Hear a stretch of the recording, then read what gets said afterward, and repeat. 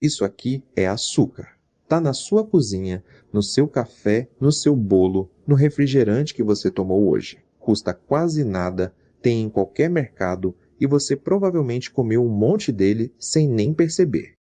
Mas teve uma época em que esse pozinho branco valia tanto quanto o ouro. Ficava trancado a cadeado do lado do ópio, os médicos receitavam como remédio de luxo e só rei podia comprar. E tem uma parte que quase ninguém conta. Esse docinho inofensivo é provavelmente o principal responsável por uma das maiores tragédias da história da humanidade. Milhões de pessoas foram escravizadas por causa dele. E o Brasil está bem no centro dessa história.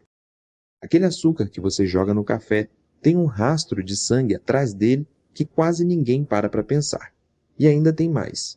No século XX, a própria indústria do açúcar escondeu do mundo que ele te faz mal, pagando cientistas para mentir. Então, como é que uma coisa tão barata hoje já moveu impérios, derrubou países e custou tantas vidas?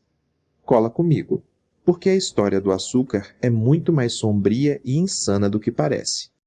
Para entender tudo, a gente precisa voltar mais de 10 mil anos, para uma ilha lá no meio do Oceano Pacífico, a Nova Guiné. Foi lá que os povos nativos encontraram um capim alto e grosso crescendo no meio da selva. Eles arrancaram, morderam e sentiram uma coisa que nenhum humano tinha sentido daquele jeito antes: doçura pura e concentrada. Era a cana-de-açúcar selvagem. Por milhares de anos, foi só isso. As pessoas mastigavam o pedaço de cana para sentir o caldo doce. E pronto. Sem processar, sem vender. Um docinho direto do pé.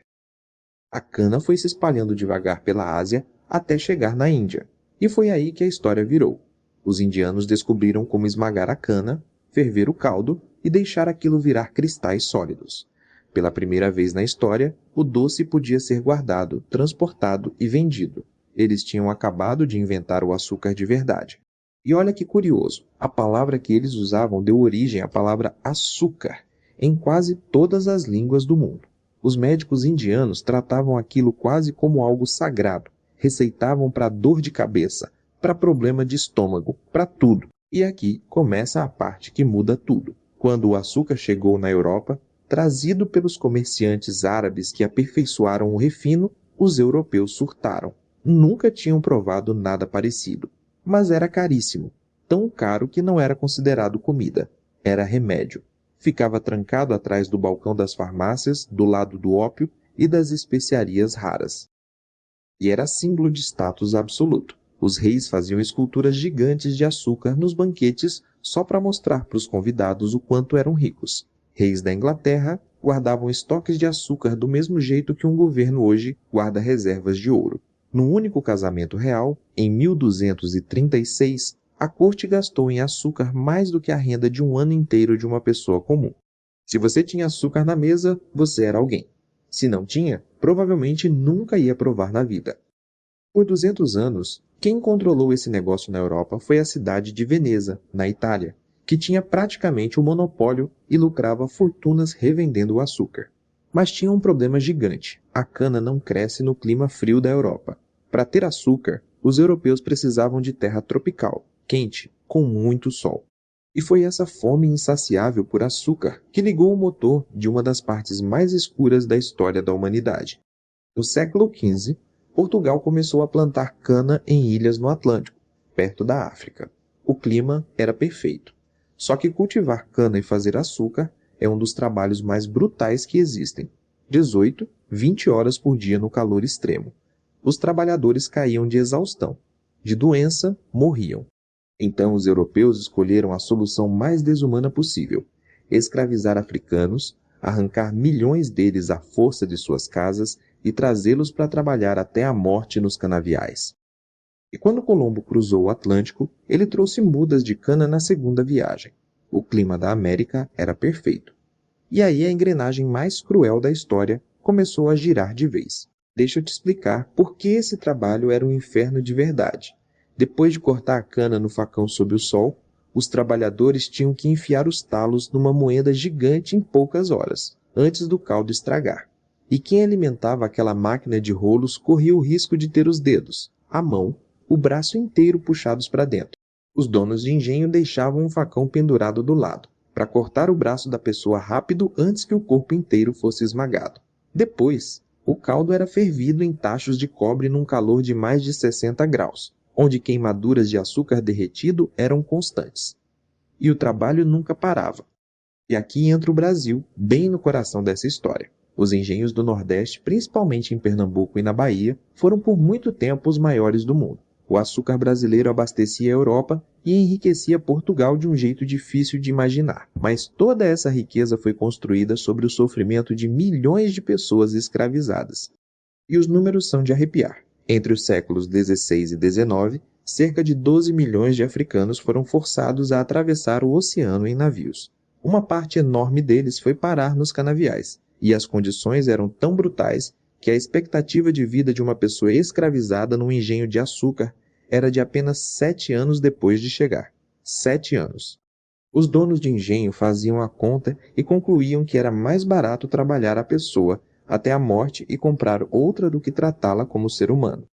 Para um segundo para pensar nisso. O açúcar não só se aproveitou da escravidão. O açúcar foi o motor da escravidão. Foi ele que tornou todo aquele comércio de vidas humanas lucrativo. Cada colher de açúcar na Europa carregava, escondido, o peso de uma vida do outro lado do oceano. Mas os canaviais criaram uma coisa que os europeus não esperavam: revolta. Numa colônia francesa que hoje é o Haiti, as pessoas escravizadas se levantaram em 1791. Queimaram os engenhos e enfrentaram os exércitos da França, da Espanha e da Inglaterra numa guerra de 12 anos. E venceram. O Haiti se tornou a primeira república negra livre do mundo, nascida dentro dos canaviais de açúcar. Isso abalou a Europa inteira. A França perdeu a colônia mais lucrativa que tinha da noite para o dia. E Napoleão, sem o dinheiro do açúcar do Haiti, decidiu vender um território gigante que tinha na América para os Estados Unidos por uma pechincha. Esse território dobrou o tamanho dos Estados Unidos. Ou seja, o colapso do açúcar no Haiti literalmente redesenhou o mapa da maior potência do mundo. Agora presta atenção, porque é aqui que amarra. Se o açúcar era luxo de rei, como é que ele virou essa coisa de alguns centavos que está na sua cozinha? Duas coisas. Primeiro, com tantas colônias produzindo em escala absurda, o preço começou a despencar. Segundo, no século XIX, os cientistas descobriram como extrair açúcar da beterraba, uma planta que cresce no clima frio da Europa. De repente, não precisava mais depender das colônias tropicais. A produção explodiu, o preço desabou de vez e o açúcar deixou de ser luxo para virar item de todo dia. E aí veio o efeito colateral que ninguém previu. Quando ficou barato, a humanidade passou a consumir açúcar numa quantidade que nenhum ser humano na história tinha consumido. A indústria descobriu que açúcar é viciante e barato e começou a colocar em absolutamente tudo. No pão, no molho de tomate, no iogurte, no que você menos imagina. Hoje, um iogurte de sabor tem mais açúcar por grama que uma barra de chocolate.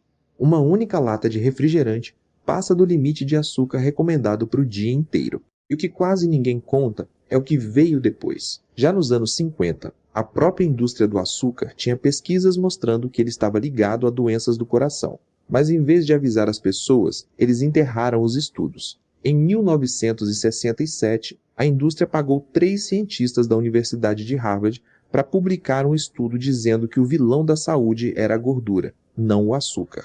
Esse estudo saiu numa das revistas médicas mais respeitadas do mundo e guiou a alimentação de gente no mundo inteiro por décadas. Durante 30 anos, todo mundo culpou a gordura, tirou a gordura da comida e botou mais açúcar no lugar. O resultado foi uma explosão de obesidade e diabetes que matou milhões. E a indústria sabia, tinha os dados, escolheu o lucro. Então volta lá para o começo do vídeo. Aquele açúcar de alguns centavos largado no armário da sua cozinha que você joga no café sem pensar. Ele já foi mais valioso que ouro, já foi remédio de rei e símbolo de poder. Foi o motor de impérios coloniais. Foi a razão de milhões de pessoas serem escravizadas e a razão do Brasil ter se tornado o que se tornou. Derrubou uma colônia inteira e dobrou o tamanho dos Estados Unidos. E hoje, depois de ficar barato demais, é um dos maiores vilões escondidos da nossa saúde. Tudo isso dentro de um pozinho branco que parece a coisa mais inofensiva do mundo.